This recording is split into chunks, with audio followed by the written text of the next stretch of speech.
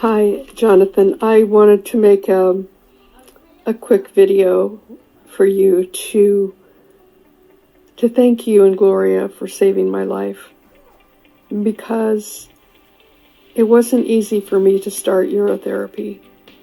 It was repugnant. It was very difficult for me to say that I would do that.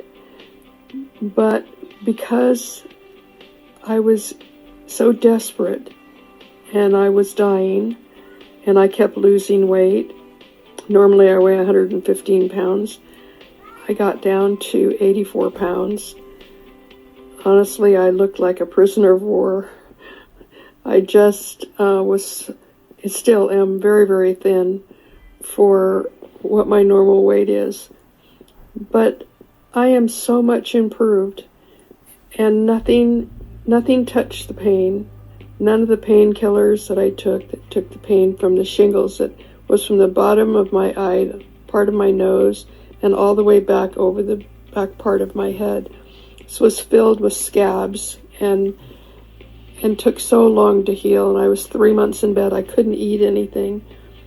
But after suffering so much, because I didn't know about urotherapy, but because I had suffered so much and was in so much pain, I decided to try it.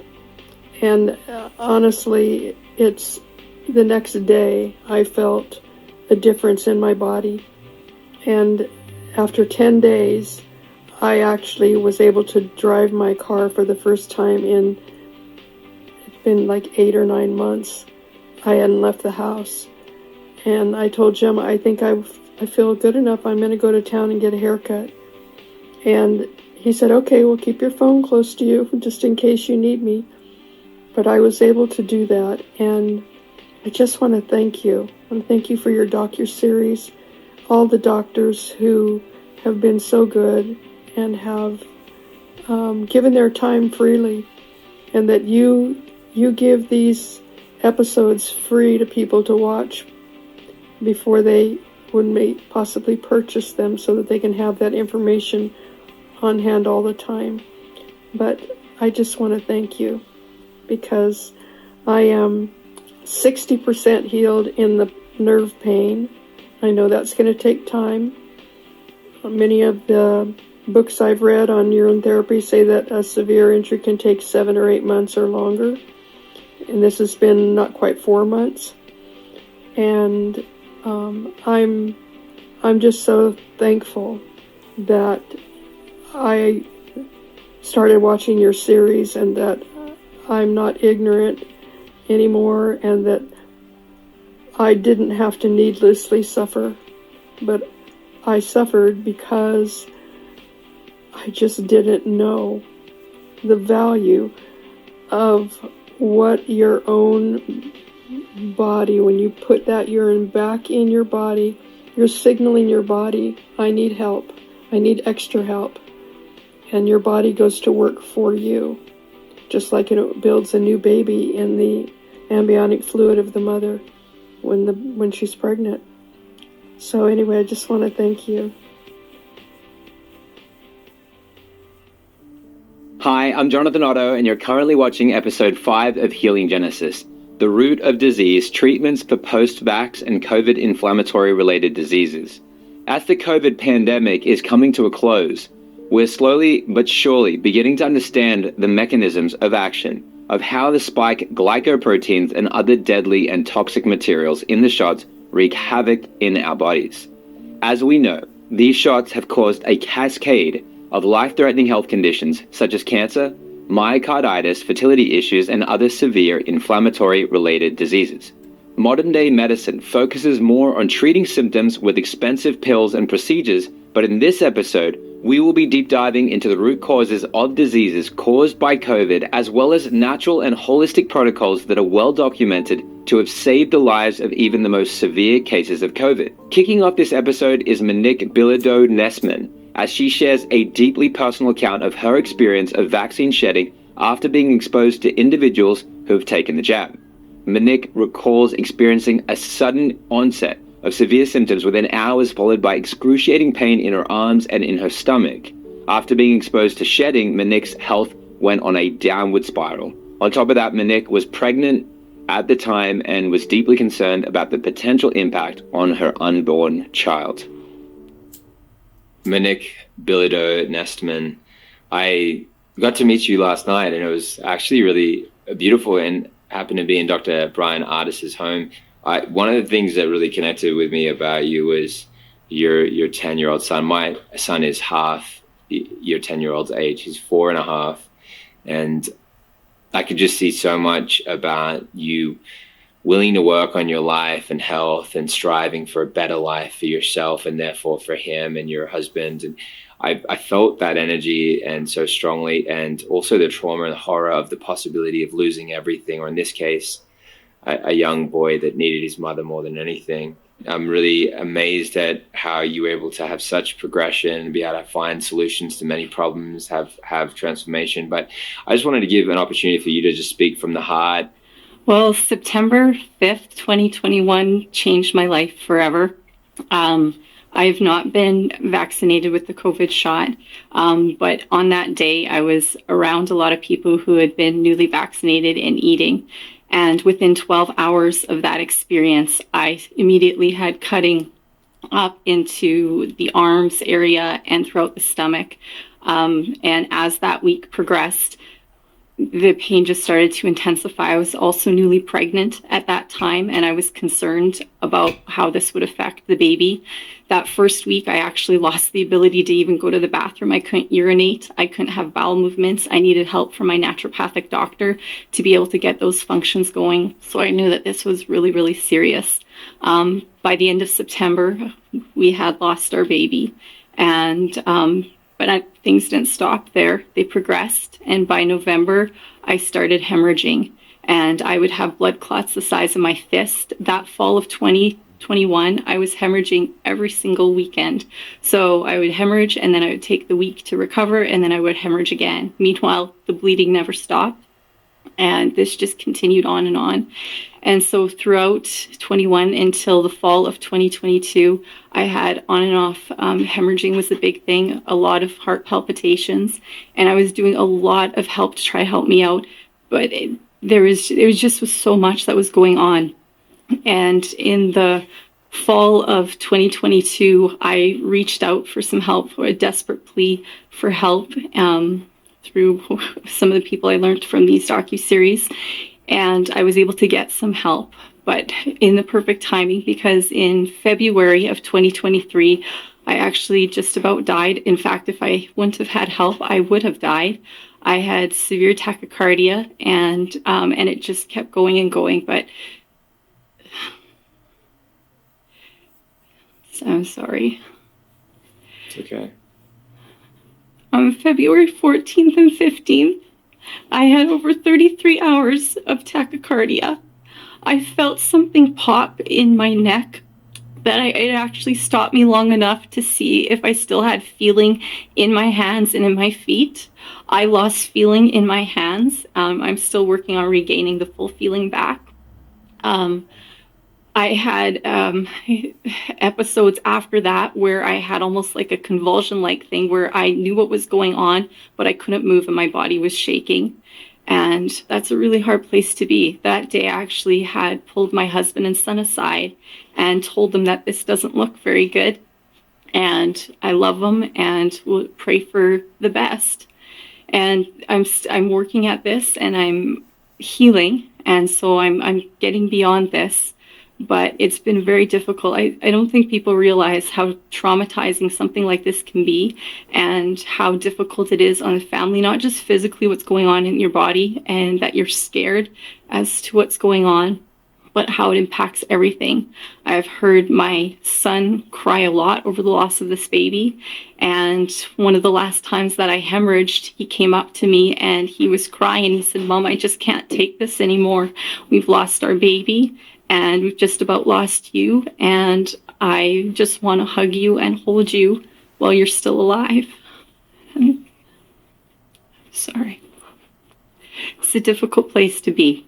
But I am so grateful for all the people that I've met who are passionate about helping people. And I want to be that person. I want to help people too after recovering from this. I think that's so heartfelt with your boy, to have him say those words to you. What was that like, to hear those words from your son? Oh my gosh, that was so devastating.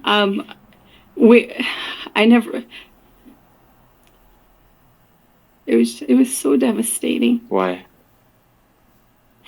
When you look in your son's eyes, who loves you so much, and your family is falling apart from this mess, and you're scared to death as to what's going on, and your child, you can see it through their eyes. My son wanted to every moment he could have, just hold me, because he didn't know if he was going to have a mother tomorrow or not. And for the amount of hemorrhaging that I was having, I didn't even know if I would be around for tomorrow or not.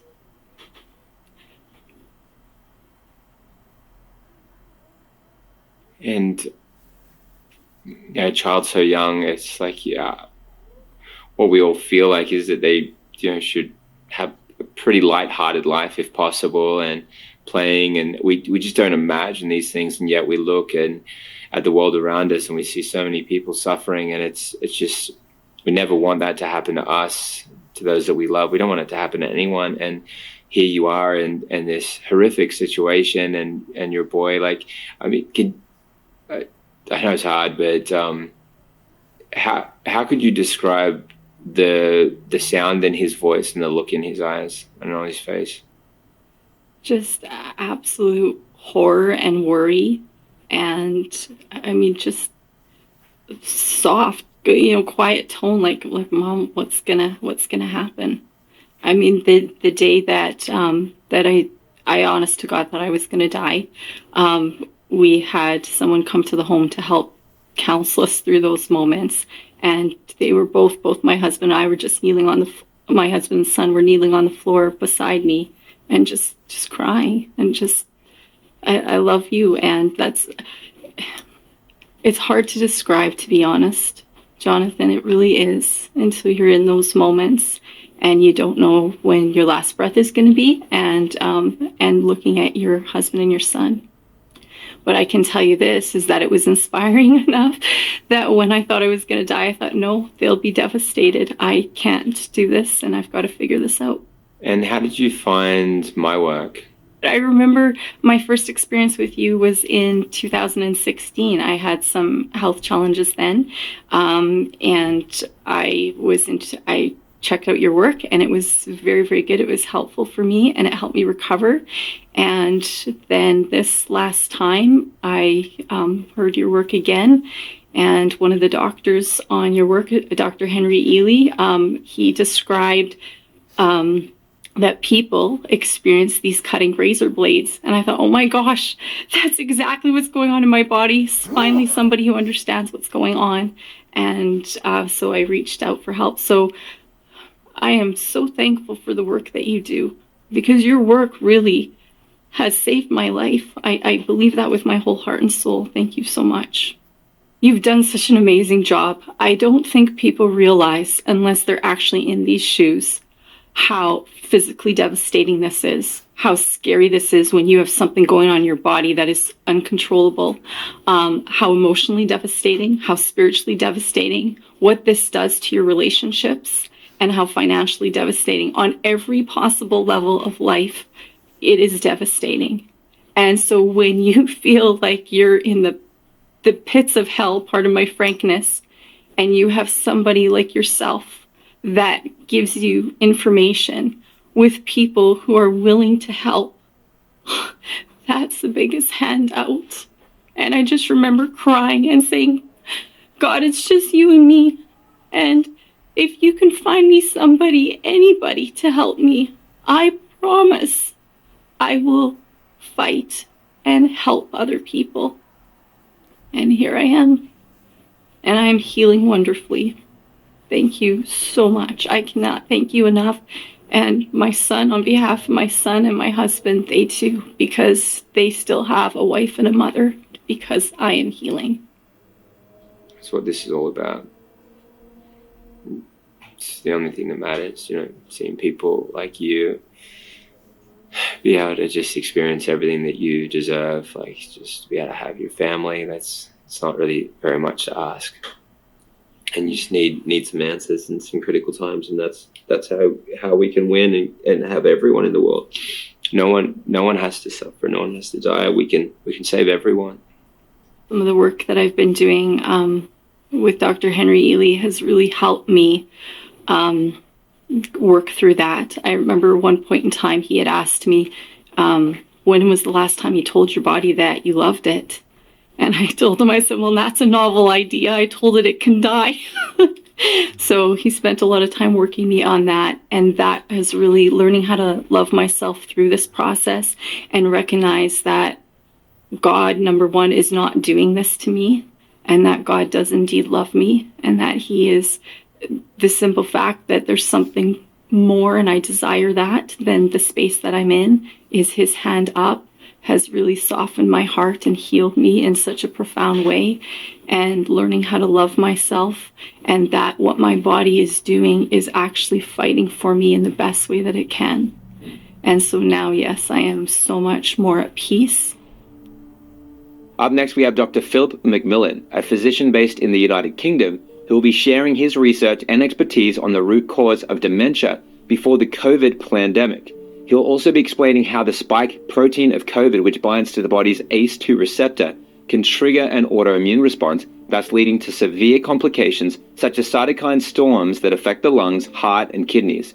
Dr. McMillan will also explain how understanding the body's autoimmune response is crucial for determining how to approach and treat disease effectively. Following Dr. McMillan is Dr. Kevin Stillwagon, who will be addressing concerns related to long COVID symptoms and the dangers associated with the continuous production of the spike protein. According to him, some COVID shots are designed to extend the life of mRNA and the production of spike proteins in the body. To counteract the effects of the continuous production of the spike protein, Dr. Stillwagon will be suggesting two approaches that he'll be discussing later on. Hi, I'm Dr. Philip McMillan. I'm a physician. I'm based in the United Kingdom. And most of my work is around taking care of patients in hospitals who have general medical problems.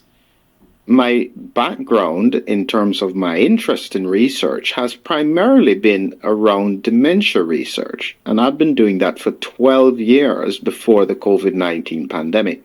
The relevance of it is that I had approached it from an aspect of looking always for primary pathophysiology. And I'd taken that on as a challenge outside of my work, outside of my clinical work. It was just an area I was focused on, largely because of my mum. She had died with dementia, and I thought that was my contribution by trying to find solutions for others. But that approach to research became relevant when the COVID-19 pandemic started. And what I then chose to do was apply those principles of looking for primary pathophysiology. That means the main issue that's causing the problem. And I applied that with regards to COVID-19.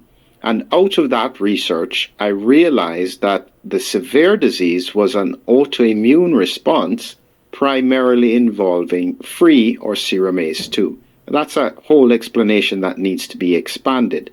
But the principle of autoimmunity, that just means that the body's immune system recognizes another protein as being foreign.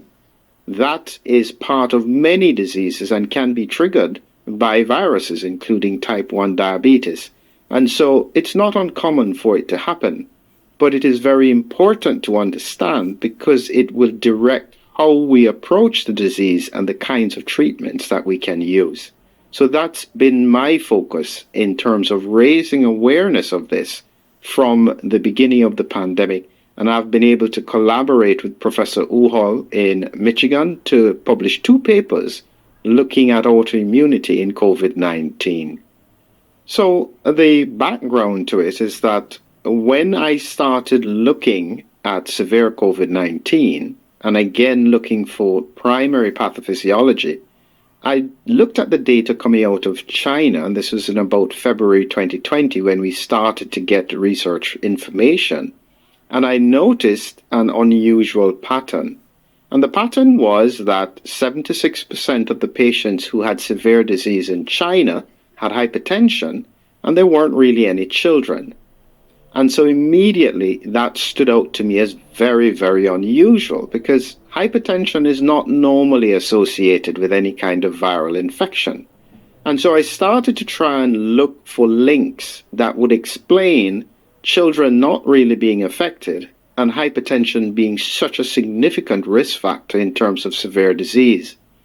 And what I stumbled across was a piece of research that I wasn't aware of, which was around the fact that the entry receptor for the spike protein of the virus, it binds to ACE2 on the surface of cells.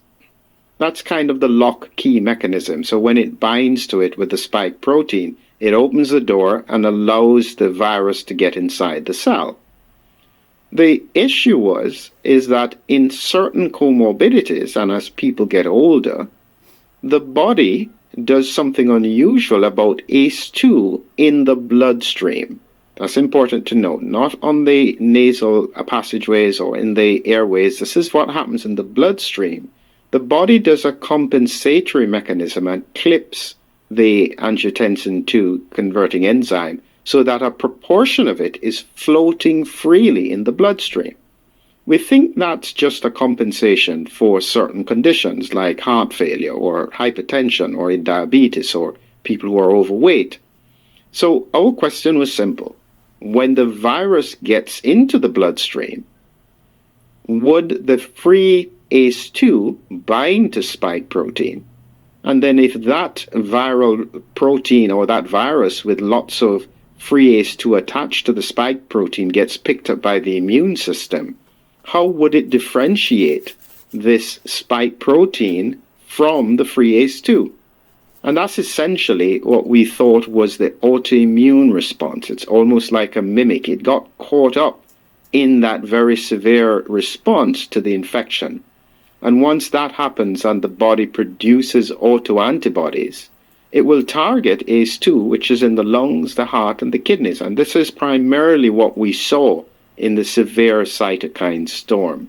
So that was the fundamentals and the basis of the research that I started with in 2020 and colors every approach and every thought that I think of moving forward beyond where we are and looking even 20 years into the future. Yeah, that's part of the challenge in trying to see if you can tease it out. So we know that the spike protein seems to be the critical piece of the puzzle. So it's nothing else. It's not the nucleic capsid protein. It's not really the membrane protein. It's not the envelope protein. It primarily involves the spike protein being the dangerous piece of the virus. And you have to remember that the spike protein seems to be extremely complex. And this spike protein, when it gets attached, not just to ACE2, there are other proteins that it attaches to, but our research focused primarily on ACE2. That autoimmune response can augment already pre-existing autoimmune diseases. And this is the interesting bit. When we link to other autoimmune diseases or the general increased autoimmunity across the population, it steps it up to a new level. So that then brings in the question about what happens if you vaccinate into an autoimmune disease. That was always my concern, and this is why initially in the early part of the pandemic, I was willing to say that, listen, if we had a vaccine that could impact on severe disease, please limit it to those people who are at highest risk. If they're older with multiple comorbidities, that's who you target to try and see if you can reduce the unknown complications that could occur if you combine the spike protein in an environment where the primary response is autoimmune. What we've got now is the worst case scenario. We've still got circulating virus where the spike protein can trigger autoimmunity, And we've got immune systems that are primed with a spike protein to cause autoimmunity. The combination of those two things is what causes me the greatest concern. And that's what I think we have to understand fully and try and mitigate in the at-risk population to prevent or reduce the risk of disease.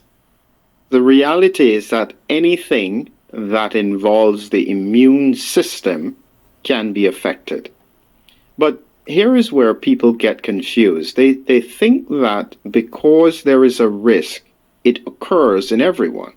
That's not how the body works. I describe the body almost as having about 4 layers of protection. So you need to remove all 4 layers before you get disease. So some people have a genetic risk. Some people have a lifestyle risk. Some people may have an infection risk, and every one of them can remove a layer. When you then add that autoimmune risk on top of it and you remove, say, the 4th layer, that's when you get disease. So depending on the propensity of each individual and across the population, we're talking about small percentages, but across millions of people, that's a lot of people who can get sick. And so that's the basis of where I'd come from in terms of understanding who gets affected. Because just because one person could have brain or cognitive deterioration, another person, because of an autoimmune response, could primarily have heart-related things, and another person could have kidney-related things. That's how we tend to see autoimmune diseases, something like systemic lupus, SLE. That's how it presents. Each patient is slightly different, and it's about their own propensity to having autoimmune responses. The point is that autoimmune diseases tend to have a very broad impact on a population. So we can expect to see cardiac, neurological, kidney, skin, cancers, because cancers are related to the immune system, and the immune system tends to patrol and protect against the spread of cancer. So anything that the immune system is integral in will and could become affected, which can then present in different ways for different people.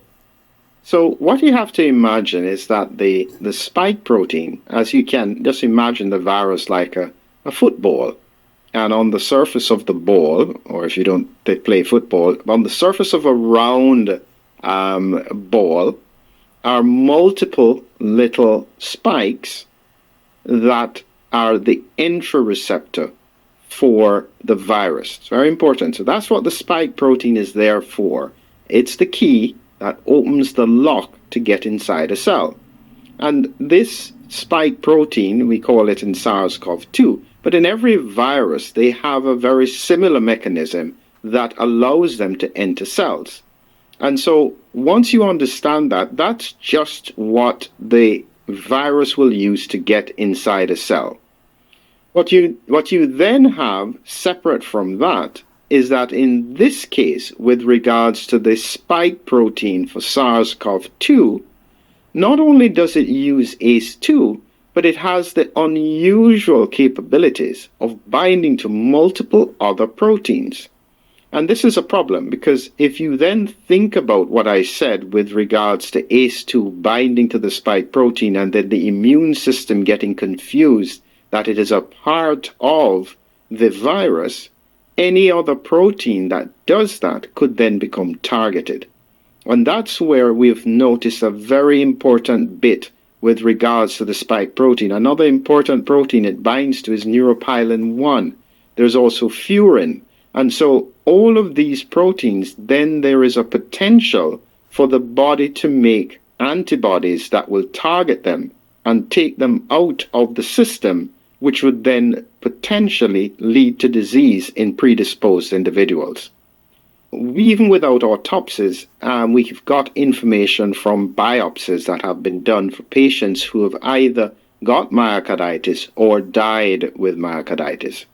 So the first thing is that myocarditis means inflammation of the heart muscle.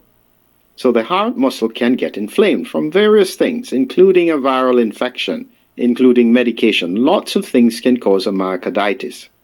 In the context of vaccines, other vaccines can also cause a myocarditis. One of them is a smallpox vaccine.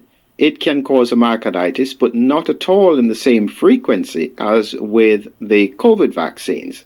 Interestingly, historically, one of the reasons why the smallpox vaccine was pulled from the market was primarily because it caused myocarditis. So it is relevant. Now, in the context of the COVID vaccines, one of the big mistakes that we have made is that we have focused on the vaccine causing issues within 28 days of being administered. Because this is the typical thing that you have with a vaccine. It comes in, it triggers an immune response, and then that immune response stops, and therefore you don't really have to worry about longer-term effects. And that's what the research and scientific community has been using as the template to say that the vaccines are safe, because there is a small number of people who have immediate responses, but as far as they are concerned, it's just a small number. When you step back from this and you reflect on autoimmunity, autoimmunity doesn't happen quickly. It happens slowly over a period of time. And critically, the damage that occurs from autoantibodies or even cell-mediated autoimmunity can take months or years. So when you think carefully and you look at people who have died in relation to the vaccine, even when you look at that, the majority have been with the second dose, not with the first dose.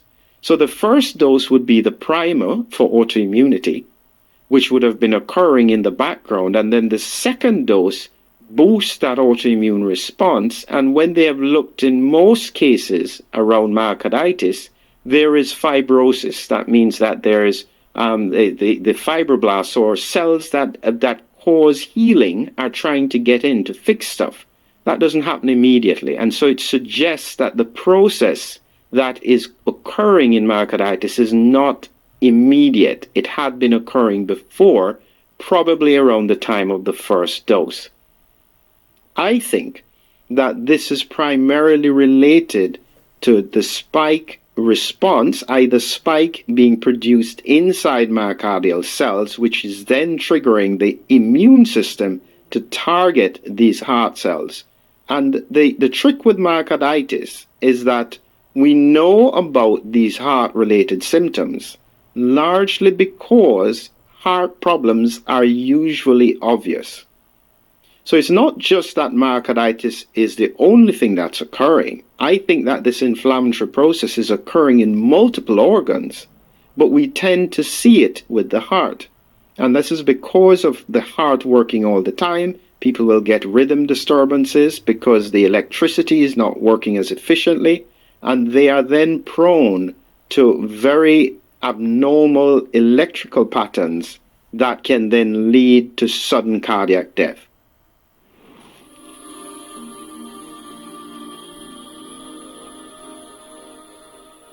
I was injured by Pfizer on June 18th, 2021.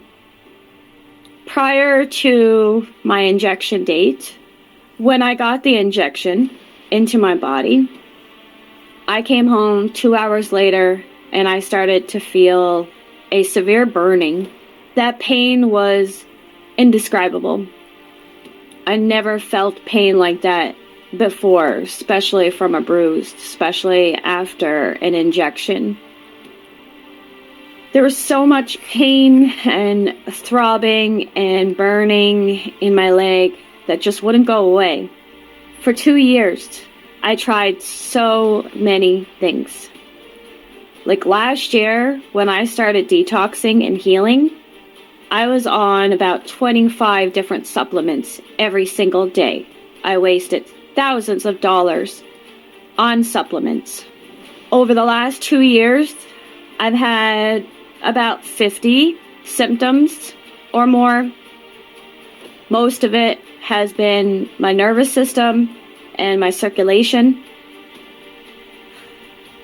I ended up figuring out that I have dysautonomia in POTS. I went to a neurologist and he told me that yes, I have dysautonomia and POTS and that he's seen it after vaccines sometimes. Like I said, I've tried so many supplements, so many detox protocols, so many healing modalities, and nothing helped me. Every day I felt like I was going to faint and pass out or possibly just die randomly. Until I started watching the Jonathan Otto docuseries, Disease in Reverse. Something told me I had to watch this docuseries.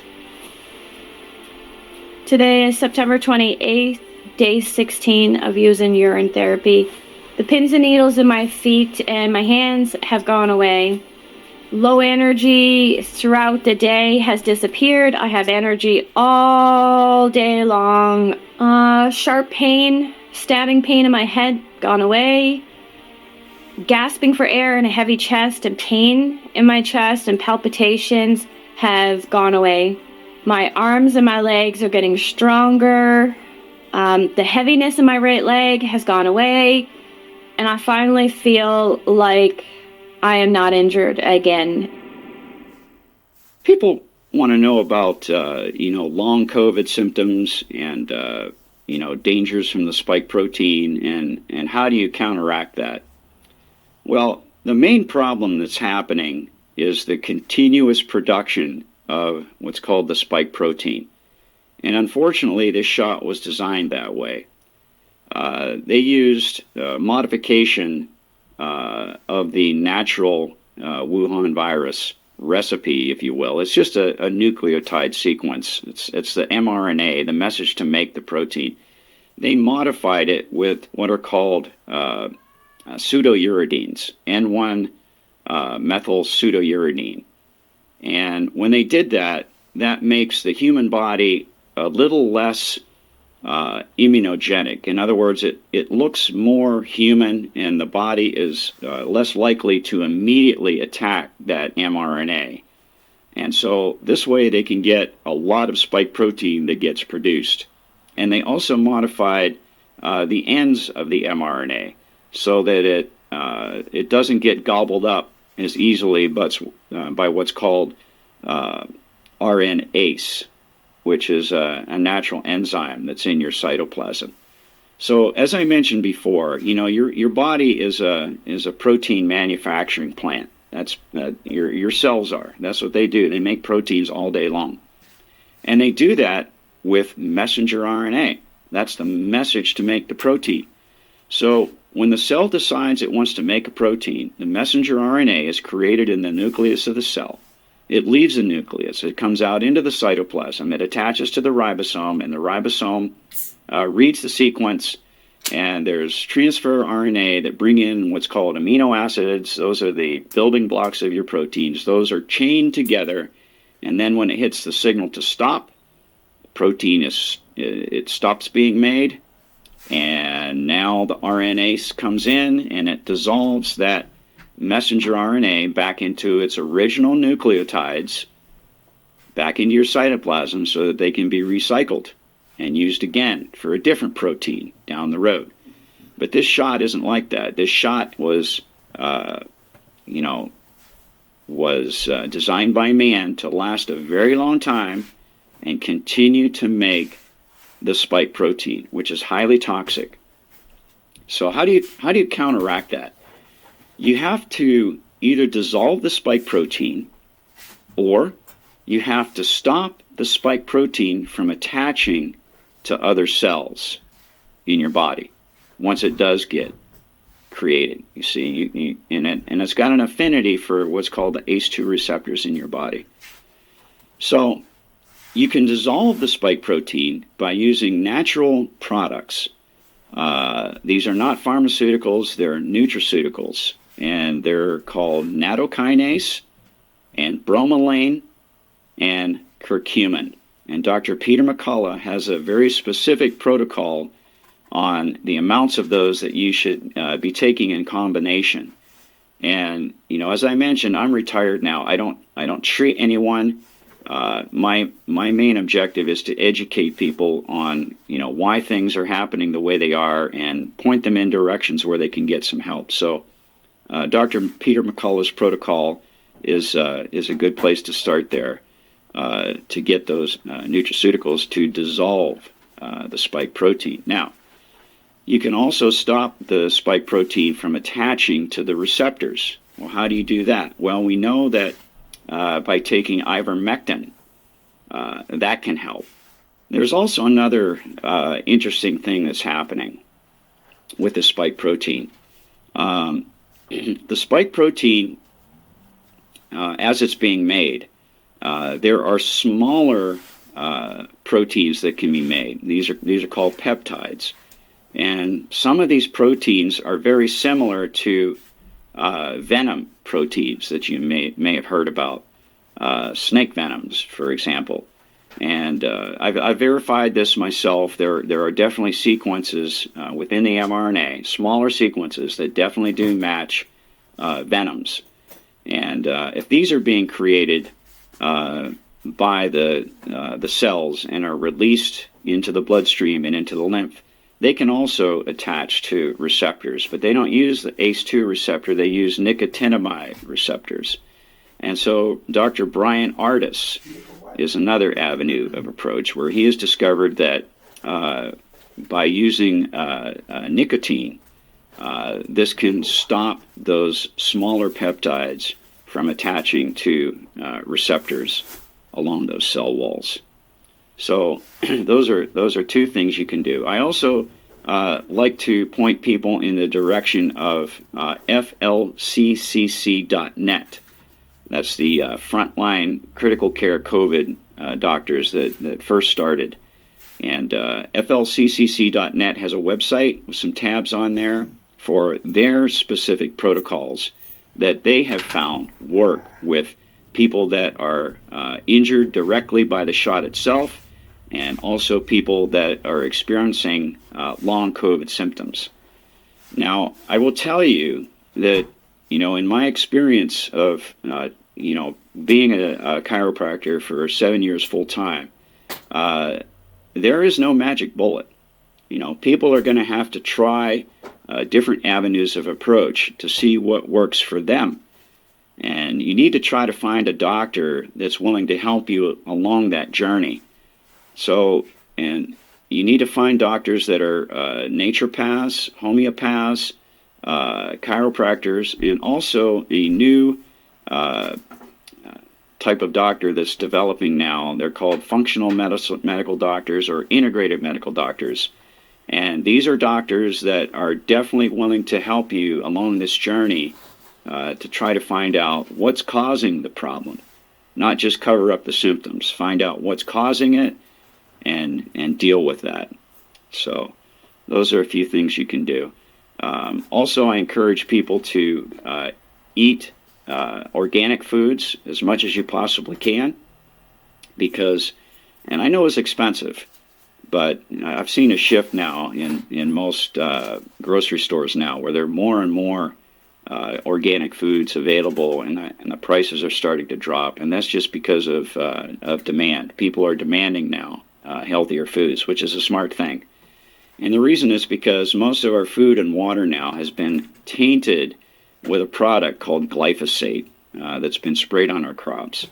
And the reason they use the glyphosate is because it kills the weeds and the undesirable stuff, and it allows their crop to grow. And they also use it to desiccate crops, to make them dry up all at the same time, to make them easier to harvest. So anyway, this glyphosate has gotten into our food supply, and the danger of that is glyphosate, number one, is a very powerful antibacterial. So if you consume enough of this stuff, it starts to deplete your natural flora in your intestines, your natural microbiome, and this is not healthy for you. And also, they have genetically modified foods and plants so that they will be glyphosate resistant. That way they can spray the crops with the glyphosate, and the crop stays alive, but the undesirable plant life around it will die. Well, these genetically modified plants in order to do that, they've modified a very specific pathway inside of the plant called the shikimate pathway. It's a 7-step metabolic process. Well, the danger of that is that process is what the plant uses to create what are called essential amino acids. Now, they call them essential amino acids because our body cannot make them. Our body physically cannot make these essential amino acids. And as I mentioned, amino acids are the building blocks of proteins. So if you're not getting enough of these essential amino acids in your diet, you will become malnourished. Even though you look healthy, you will become malnourished. Well, what's the danger of that? Well, those essential amino acids are very necessary to keep that barrier, that epithelial barrier that I talked about, to keep it nice and tight and strong. As I mentioned, you have dendritic cells that can reach through gaps in the fence. So yes, there are gaps in the fence, but they are very, very tightly held together. If you have, lacking these essential amino acids in your diet and the killing of the natural flora that lines your gut lining because you're consuming too much glyphosate-tainted foods, then you get weakening of that tight junction, it's called. Those cells start to separate and they're loosely packed together, and that allows bigger proteins to sneak through that barrier that shouldn't be getting in there, like peanut proteins, for example, and that's why we're seeing a lot of food allergies now. And gluten is another one. See, we didn't have this years ago, but we certainly do now. And that's because of these genetically modified foods that we're consuming and the leaky gut, it's called, that comes as a response. Another thing you need to do is exercise. You need to move. You need to get your body stretched through its maximum range of motion by doing just simple stretches. Why is that important? Because of your lymphatic system that is there to help remove toxins from your body and to move essential immune cells to all areas of your body. If you're not moving, you're lessening the likelihood of that happening. So you can do it through stretching or even aerobic exercise will do it.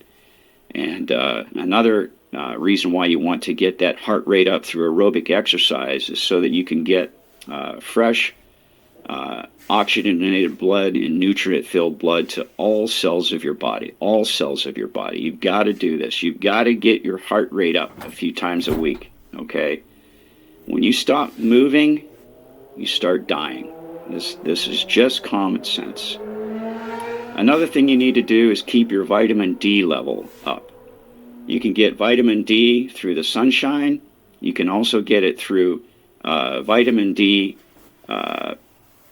supplemented foods. Vitamin D has been added, or you can also supplement yourself with vitamin D tablets. And the reason I say that is because we now know that people that had a deficiency of vitamin D, a lot of those people got severe symptoms from COVID-19.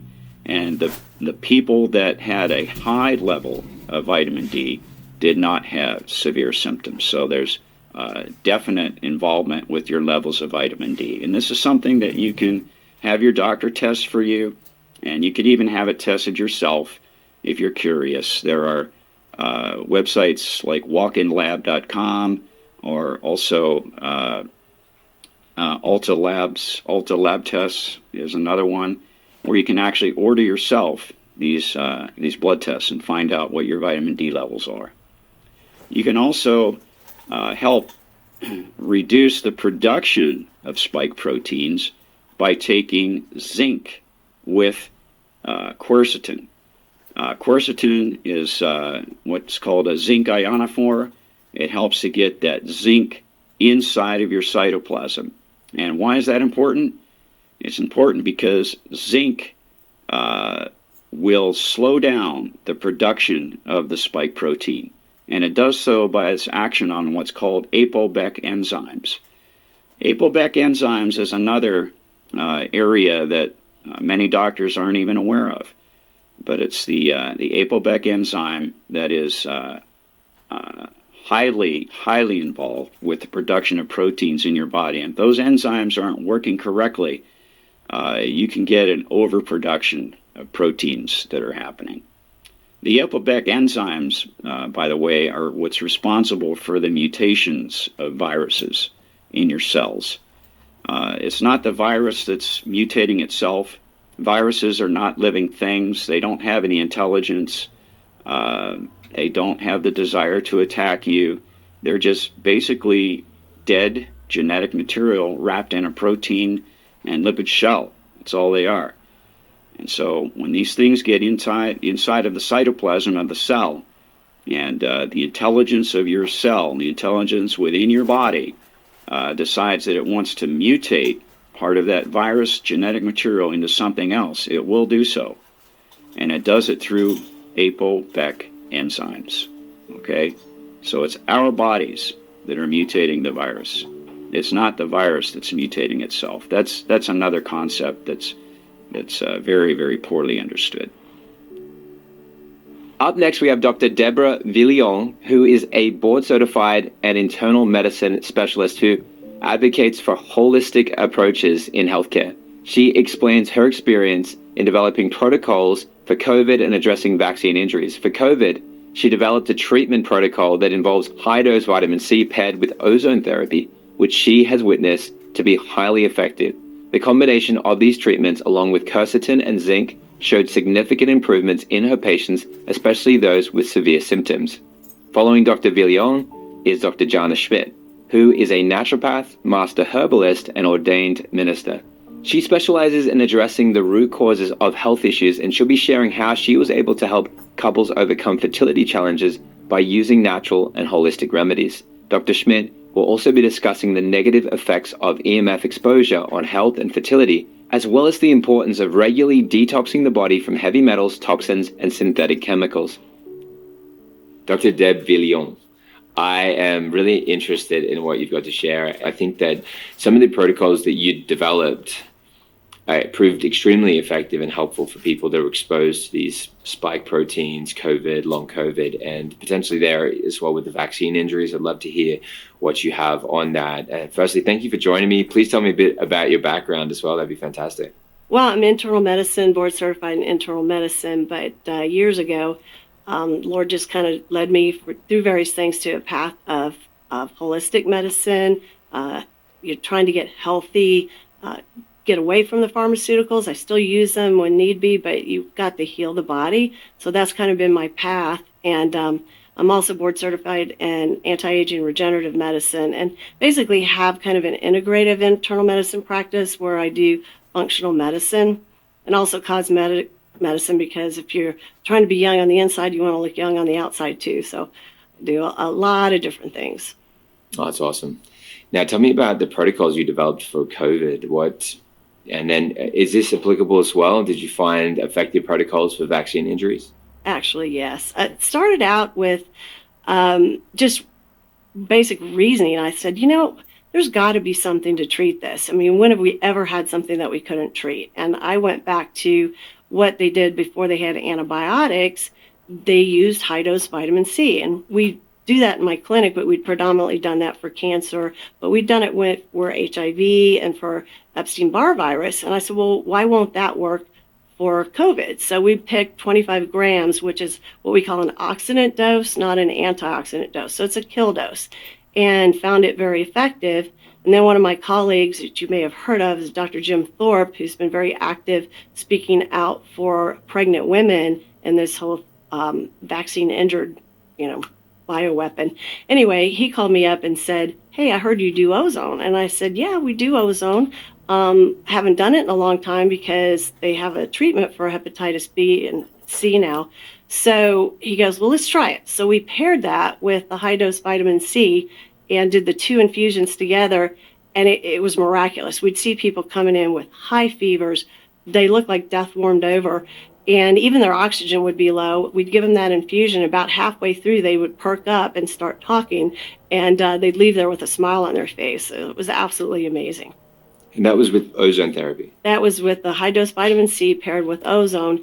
Then as more things came out, we would add Z-Pak. Of course, we did the quercetin, the zinc, because that was really important to get the zinc into the cell.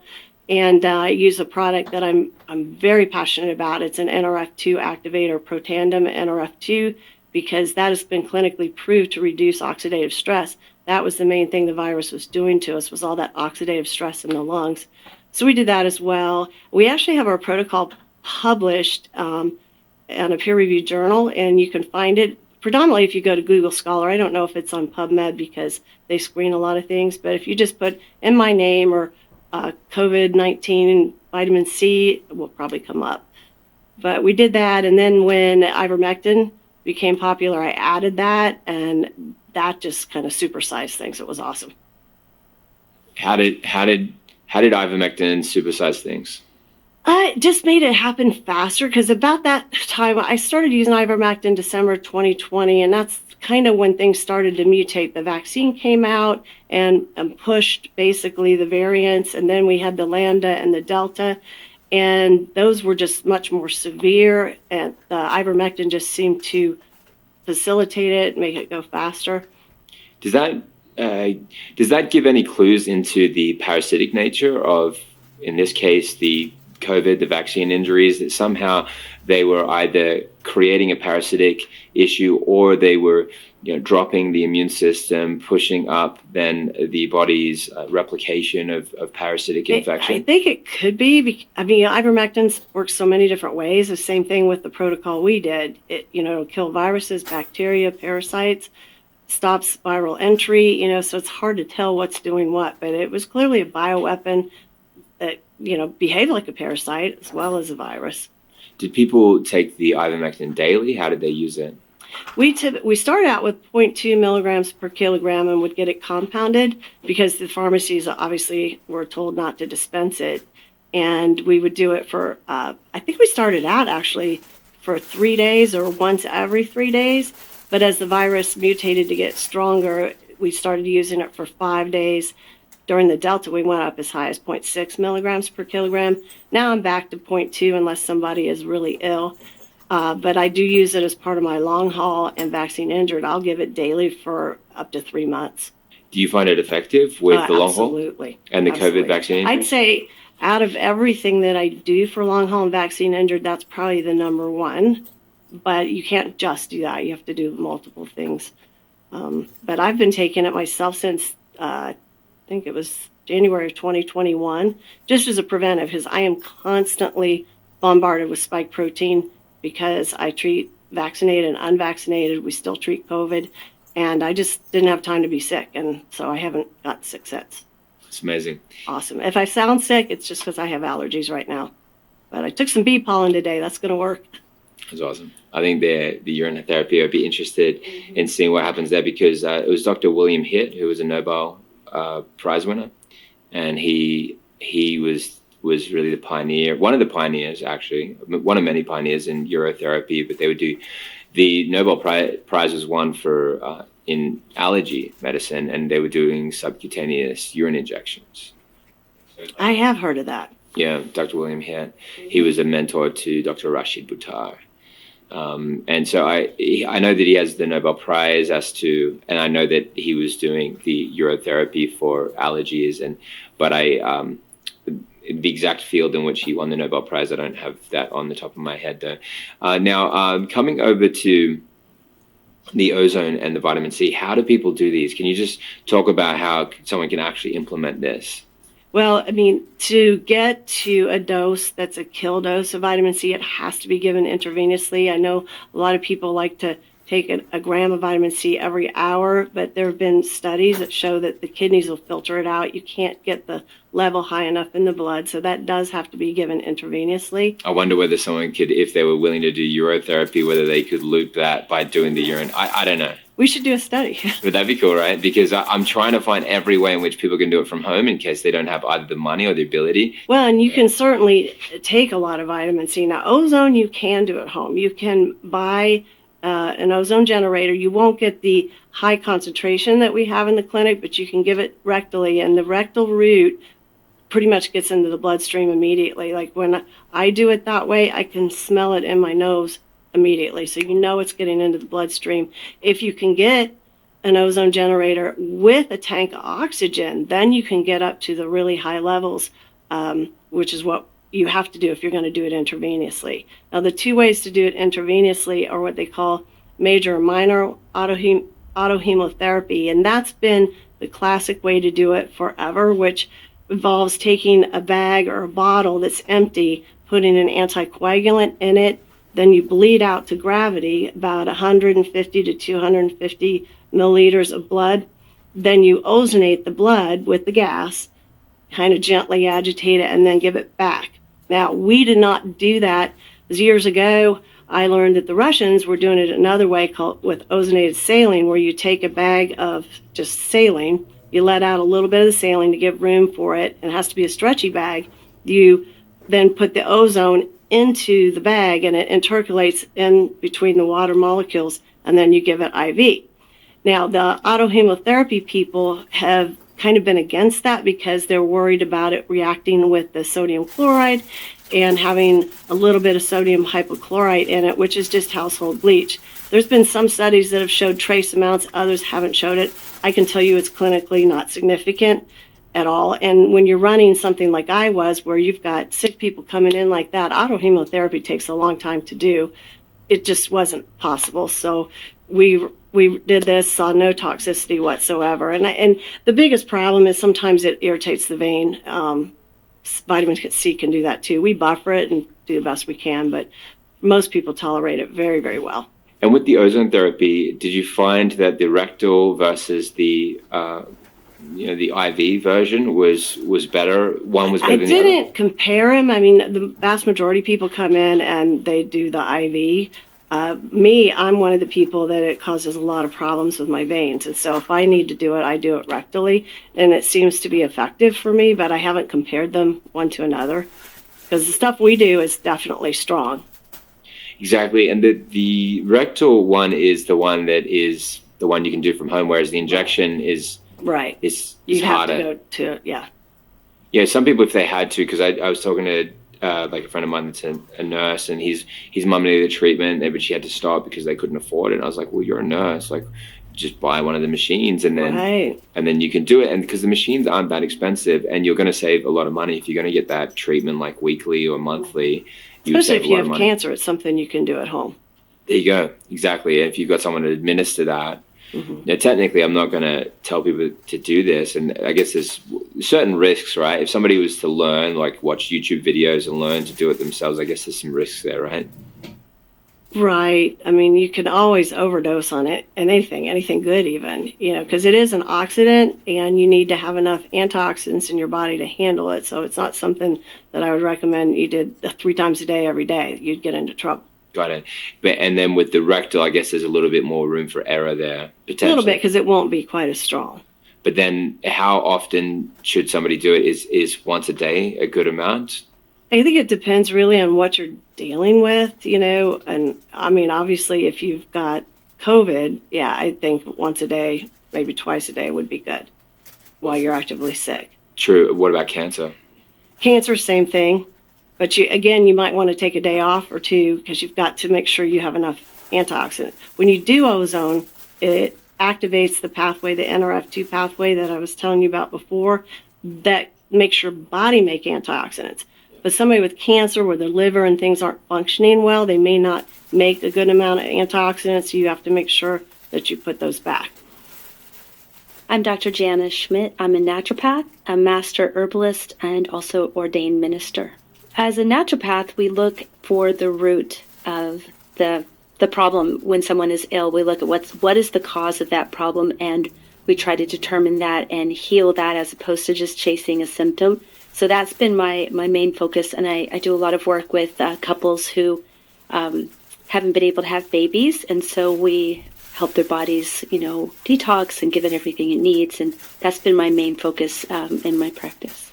And there are so many factors now working against couples trying to have babies, and parasites are definitely a big topic, but I find that Wi-Fi radiation is the number one harmful thing that's blocking people from having babies. So reducing Wi-Fi radiation and getting it under control is very important. And then the other thing is genetically modified foods and processed foods. It's not real food, so the body's not utilizing it the way it should be. So finding ways to reduce those avenues of harm, and getting the avenues of nutrition in seems to work best. So there are a lot of factors working against couples trying to have a baby, and then the most recent shots are heinous. It's awful what's happening to couples that have received these shots, so we're working to detox their bodies first. So if someone is actually one or both of the members of the family have had the recent shots, I don't take them on for fertility. I just say, let's get your body well. Let's get you detoxed and healthy and well first, and then we'll talk about babies. Detox is a big topic because there are so many harmful things in our environment. It's really important to detox on a regular basis, and there are lots of different types of detoxes.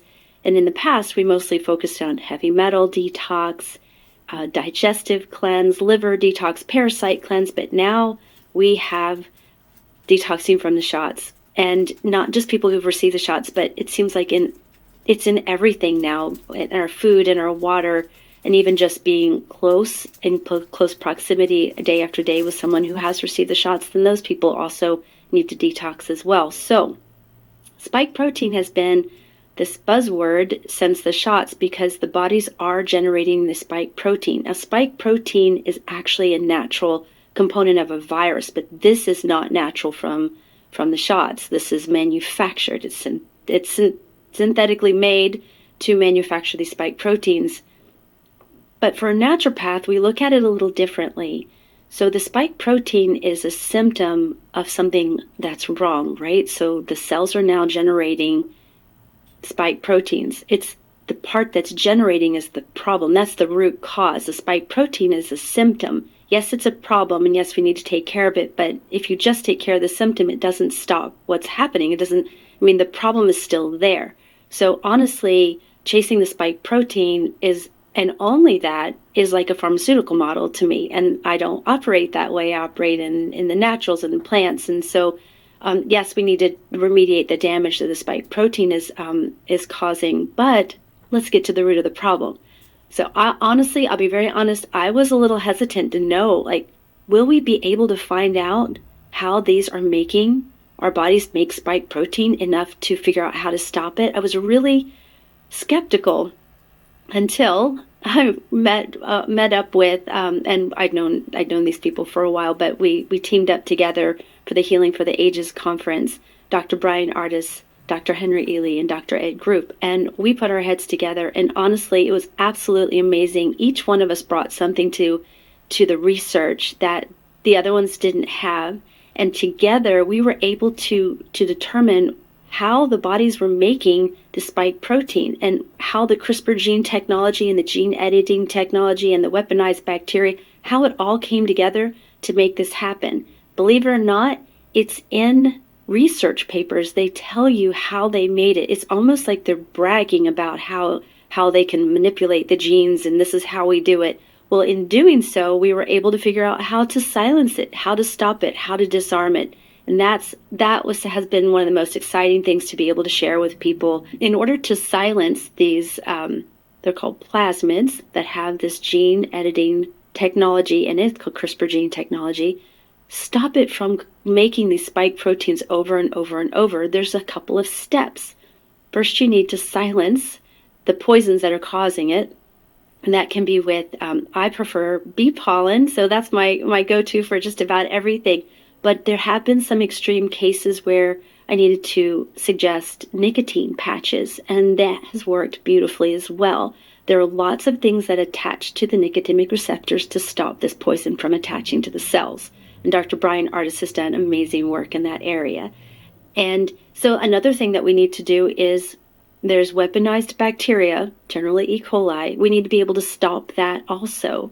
And to do that, one of the great ways, again, bee pollen and glucose oxidase in bee pollen or concentrated glucose oxidase is a good way to help the bodies make hydrogen peroxide to dissolve the liponanoparticles around a wall, a wall around the weaponized bacteria, and then the body can destroy it. So those are two ways, but we also need to bind these things that we're getting rid of. So a binding agent that we love is EDTA. That's binding these to get rid of it.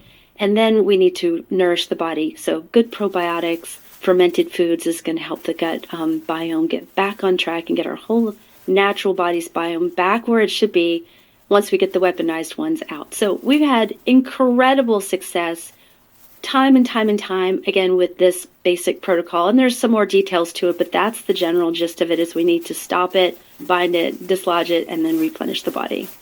I am a beekeeper, or I should say they keep me. So I'm just honored to work with them. They are absolutely amazing. The bee products, things that come from the bees, have such nutrient-dense properties. So bee pollen, which I always have close at hand, this is my favorite because bee pollen contains every vitamin and mineral known for human nutrition, more protein per ounce than anything else you can eat, and it provides incredible energy. The rutin alone to strengthen the capillaries is powerful. It has cell regeneration properties. It has antihistamine properties. I could go on, and I actually have a very long article that tells about different research scientists commenting on it and the different types of elements in bee pollen. I have it on my website. It's janasallnatural.com, and you can go to blog and read even more about bee pollen. But bee pollen comes from the bees as they pollinate the flowers. Go from flower to flower, gathering the pollen, and they use their natural enzyme, a glucose oxidase, which I mentioned before, and they put the pollen together and they bring it back to the hive. And from there, they can make so many things. They can make propolis and royal jelly and honey just from starting with the pollen. They can gather resins from different trees and make waxes. So bee pollen is probably the most nutrient-dense product that I recommend from the bees. There is a more nutrient-dense product that the bees make, and that's royal jelly. I don't, in some cases I might say royal jelly should be used, but in most cases I don't. And I also don't harvest royal jelly from our hives. It's actually, I think, cruel the way that royal jelly, and the only way I know to harvest royal jelly is cruel. They take the queen away from the hive. They make the hive go into stress. They think they have no queen. They freak out. They're like, well, we need to make queens. And then they start to produce royal jelly and put it in these little cells with the baby bee larva. And then they're trying to make a queen bee. But in order to harvest that, then you take those racks, scoop out the royal jelly, and then the little larvae die. And some people actually sell those for other things. And so I don't like the whole distress type of thing. I want to be good to them. So I haven't found a way to ethically source royal jelly. So I don't do that. Propolis is another product that the bees make from pollen and different resins. It's a very sticky substance, very dark, very dense. And they use propolis to seal up cracks in the hive and to build their hives and to construct their hives. And I like propolis to mix with honey. It adds a little boost to it. I also use it in skincare. Propolis and honey are amazing for skincare, cell rejuvenation, but they use it mostly just for repair inside the hive. Right? And honey, again, honey is amazing. I do say unfiltered raw honey is best. You get all the natural properties. You might even get a little pollen in there.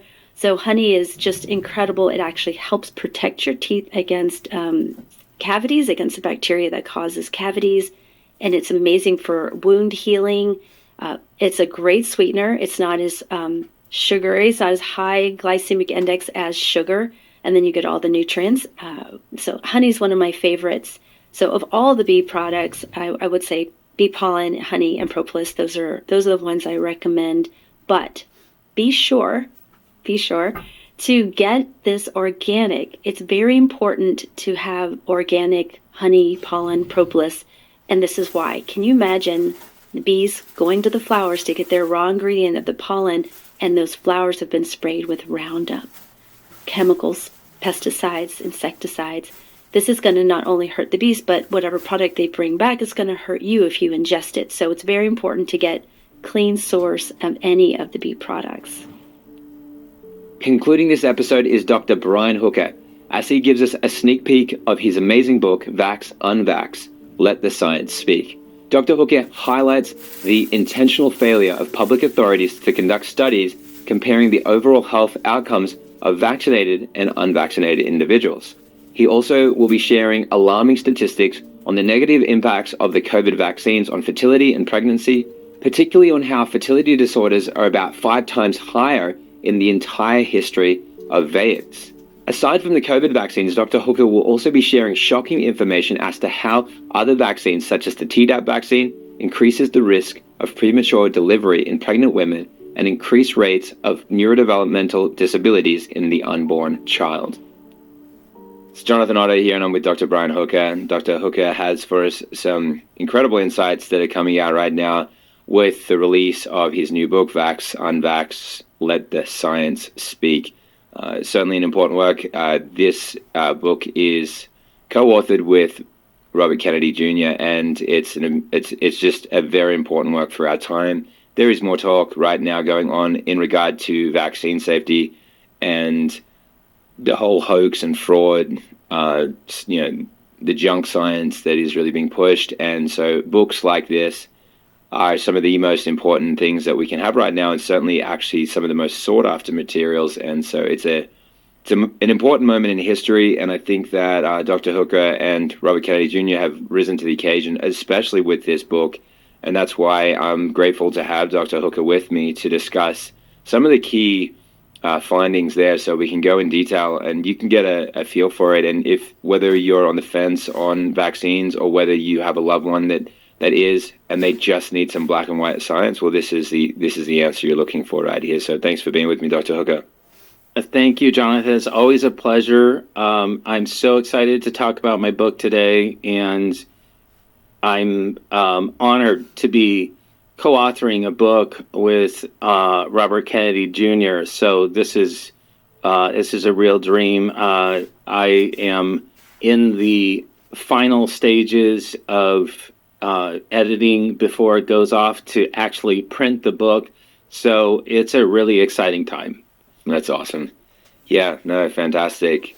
Look, for those that don't understand the enthusiasm here, Dr. Hooker's son was injured, and getting the truth out on this is really a part of his mission. It's deep in him, and doing this work and getting it out clearly to the public then becomes an exciting work, because it's preventing these same things from happening to others. It gives, certainly for a lot of people that have loved ones that have been injured, or they themselves are injured, there is so much purpose behind this work. And so, I really appreciate you turning your pain into purpose, Dr. Hooker. It's just, I don't think it's ever something that we can ignore, and that painstaking journey of this, and then it directs you to be excellent and to present science in a way that is, so compelling. And the research just it takes the time. You've taken the time, and it's this has been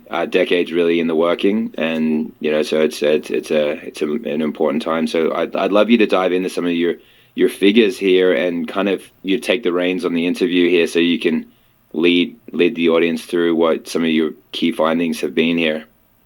Well, I'd like to start with just telling the story of how we decided to write this book. And, I have been working with Bobby Kennedy since, pretty closely since about 2015. However, he's been involved in this issue since 2004, 2005. And even back then, I started in 2001. Even back then, we were both independently asking the government, how come you've never looked at the entire vaccination schedule and the health outcomes of the entire vaccination schedule? And so this has been something that we've been asking for. There have been many, many voices in sort of the vaccine safety community and those that have vaccine injured children like myself to have this study be done. And the prevailing authorities have never really done this type of study. The CDC won't do this study. They will not compare the overall health outcomes of vaccinated versus unvaccinated children. The FDA, whenever they do clinical trials on vaccines, they will not use a true placebo. They will use their control group is not unvaccinated. Their control group typically gets a different vaccine that's already been previously approved or some type of additive like an aluminum adjuvant. And so it's been very, very difficult to get this type of comparison. And this all came to a head in 2019 when Bobby approached me and he said, let's start to put together presentations. I want to feature these on Instagram. And I want you to look for vax-unvax studies in the open literature. We know they exist. They haven't been done by the prevailing authorities. But let's go ahead and start to compile what we can actually find where we do absolute true comparisons for individuals who have been vaccinated versus individuals who haven't been vaccinated. And we found over 100 studies. And through Bobby's Instagram account, then we were able to publicize these studies through this series of PowerPoint presentations. And lo and behold, right as the pandemic started, we looked at each other and said, this is a book. We need to get this out.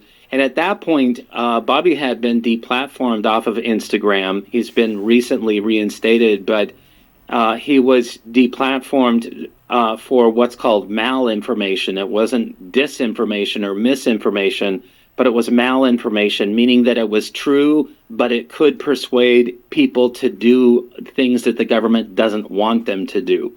And so here we are, and now we have this book, finally in 2003, that has been, it's in the process of being published. It will come out on August 15th of 2023. Here is the cover of the book, Vax Unvax, Let the Science Speak. It's being published by Skyhorse Publishers. And it is also got the Children's Health Defense imprint. Children's Health Defense produces a lot of books by Skyhorse now, and so I'm very proud to be a part of Children's Health Defense, serving as their chief scientific officer. But this is one of the graphics in the book, and you can see how in 1962, there were 5 doses. Doses are actually the number of diseases that you're vaccinated against in single vaccines. And in 1962, there were 5. In 1986, there were 25 doses of 12 vaccines, and this is between the ages of 0 and 8 years old. And now when we look at 2023, there are 73 doses, which translates to 57 individual needle sticks between the ages of 0 and 18, and 28 of those needle sticks happen by the first birthday. So between 0 and 1, children now get 28 needle sticks. So, it's really, really concerning that this is the case. And so I am very, I was very concerned about this. When I was putting together this figure, now that with COVID-19, it goes up from 71 doses to 73 doses, and that only counts the primary series. That does not count boosters. It's very, very astounding, how many times we're putting toxins into our children's bodies. And when you look at that, then, and I just want to show, this is from chapter 2, and here we look at where individuals have compared the entire vaccination schedule, so children who are fully vaccinated versus children who are fully unvaccinated. And the vaccinated children are the yellow bars, and the unvaccinated children are the green bars. And this was a study done by Anthony Mawson back in 2017. It's published in the Journal of Translational Science.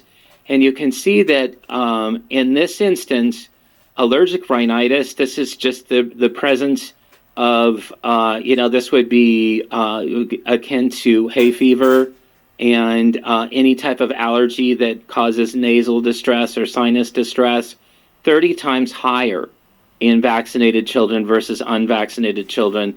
And then the rest across the board are anywhere from 2.9 times higher for eczema to 5.2 times higher for learning disabilities. And so we have allergies, ADHD, autism, eczema, learning disabilities, neurodevelopmental disorders.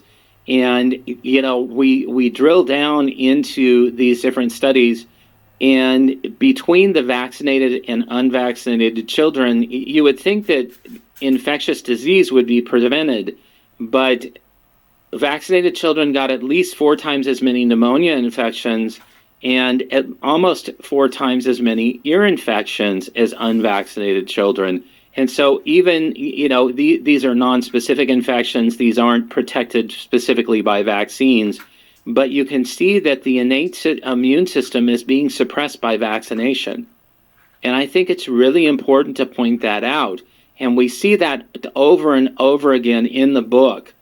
This is a study that I did with Neil Miller in 2021. And these children who are vaccinated were fully vaccinated, and the children who are unvaccinated had never had a vaccine in their lives. And you can see that autism is 5 times greater in the fully vaccinated group, and other things like ADHD is 20.8 times. That's not 20.8%. That's 20.8 times higher in the vaccinated group compared to unvaccinated. And then children who had chronic ear infections, this would be 3 or more ear infections in a running 12-month period, and it's up at 27.8 times. We also saw asthma at 17.6 times higher, gastrointestinal disorders that are also related to neurological disorders, 13.8 times higher, and then severe allergies. These would be allergies that require an EpiPen, and they were 4.3 times higher in the vaccinated group compared to the unvaccinated group. I would like to talk about the last chapter. We finished up on vaccines in pregnancy. And to me, that is a really, really, it's such an important issue, because it seems like prenatal vaccines are the new frontier for the pharmaceutical industry. They have added the COVID shot. Before that, there was the influenza vaccine and the Tdap, the tetanus, diphtheria, acellular pertussis shot. The Tdap contains aluminum, and some formulations of the flu shot contain mercury. And so we've got 3. Now they're proposing adding a vaccine for respiratory syncytial virus. And that is going through the FDA approvals process right now. Okay, at least it's in clinical trials right now. And so adding more and more exposures to a developing unborn child, to me, it's the danger zone. And I'm very, very afraid of that. This was actually a study that was done by affiliates of the CDC using what's called the Vaccine Safety Data Link. And what they showed was that for moms who received the flu shot during the first trimester of pregnancy, they had a 20% increase in likelihood of having an autism diagnosis or an autism spectrum disorder diagnosis. They claimed that this was insignificant, that it was not statistically significant, but they actually made an error. This was published in the journal JAMA Pediatrics in 2016. And I wrote in a letter to the editor. One of my colleagues, Alberto Donzelli from Italy, also wrote in a letter to the editor and said, hey, no, you've done this wrong. This is statistically significant. But it shows that this is linked, especially first trimester flu shots, are linked with an increased risk of autism spectrum disorder. And they did not differentiate whether these were mercury-containing flu shots or mercury-free flu shot. And so we do not know the effect of mercury. I would imagine that mercury in the flu shot would create a scenario where you would have a much higher risk than even what is shown here. When you receive the flu shot within a week of conception, your odds for spontaneous abortion is defined as a miscarriage prior to 16 weeks, usually between 5 and 16 weeks gestational age. And your risk for spontaneous abortion goes up by 255%, okay, or 2.55 times.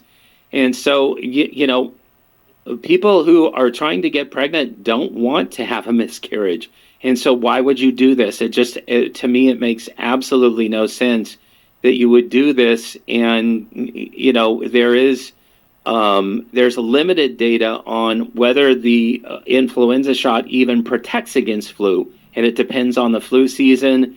And in some flu seasons, the effectiveness of the flu shot is about 18%, meaning that your protection is much less than one-fold. It is around 0.18-fold protection against the flu, but yet your odds for having a spontaneous abortion go up by 255%. So a lot of this is to me, it's just really, really preposterous. And when you think through this and logic through this and follow the science, it makes absolutely no sense to vaccinate a pregnant woman. We did a lot of studies on the flu shot, we located a lot of studies on the maternal flu shot, but in addition, we also saw studies on the Tdap vaccine, which is given during pregnancy. The Tdap vaccine, I believe, is given now in any trimester of pregnancy.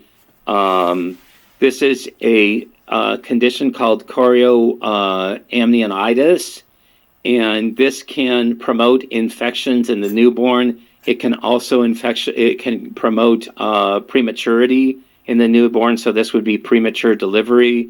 It goes up, this risk goes up by 23% in women who receive the prenatal Tdap vaccine. Postpartum hemorrhage, so this is bleeding of the mother after pregnancy, receiving the Tdap vaccine. And this was back when optimal timing of the Tdap vaccine was around 27 weeks gestation. And they showed now they're giving the Tdap vaccine in any trimester of pregnancy.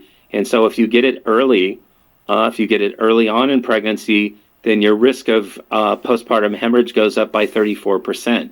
So again, when you play the odds here, it's not looking very, very good for vaccination. And then finally, we looked at the COVID-19 vaccine and different adverse events, fever, malaise, local reaction, lymphadenopathy, which is swollen lymph nodes, all go up, and these are things, this is indicative of inflammation, and you do not want inflammation in pregnancy because those inflammatory chemicals also go to the developing unborn child, and that can cause neuroinflammation that can cause neurodevelopmental disability. And so you want to avoid these things in pregnancy, but yet the COVID-19 vaccine during pregnancy which has never been tested in pregnant women, is promoting these inflammatory processes.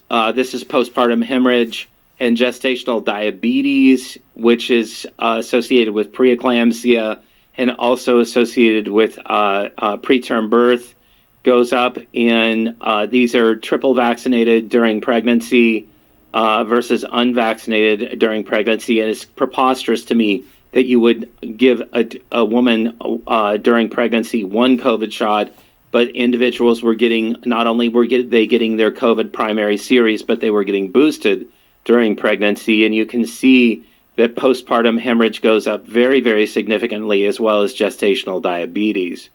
So it's very, very difficult.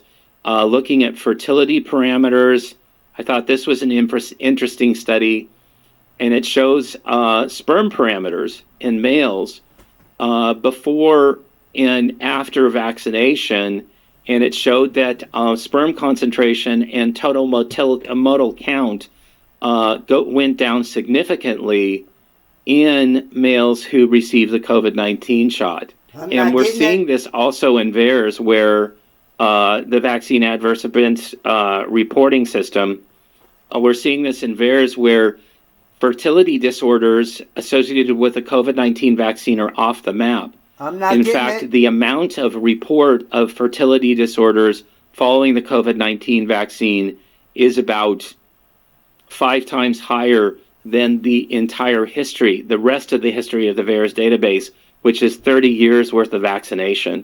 So COVID-19 really, really is doing a number to fertility, especially concerning, and this would be concerning to couples who are wanting to get pregnant.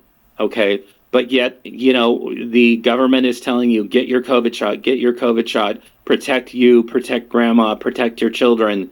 But when you look at the flip side, it's a very, very different story. Wow. And Dr. Huge, is it possible that somebody could have got a shot and not had any symptoms, and they actually still have some kind of major issue, whether it was clotting or something else, even though they're completely asymptomatic after getting a shot? Is that possible? Absolutely. These things develop over time, and they lurk over time. And one of the things that I was not able to capture, because it's sort of early, the COVID-19 vaccine has only been out for, probably 31 months. And so, long-term issues like cancers, whenever DNA inserts into the genome exogenously and unintendedly, that leads to an increase in cancers. And so, it's too early to tell. But when you talk to pathologists like Ryan Cole up in Idaho, he's seeing a dramatic increase in very, very aggressive cancers in patients who have been vaccinated. And so, this type of thing simmers, it lurks, even clotting disorders. It takes, you may have a microcirculatory disorder that takes a while to ramify. But I don't think it would be unheard of for an individual with microclotting to, 6 months later, a year later, have something like myocardial infarction or stroke. And so, just because you feel okay after you get a COVID shot, you're not out of the woods.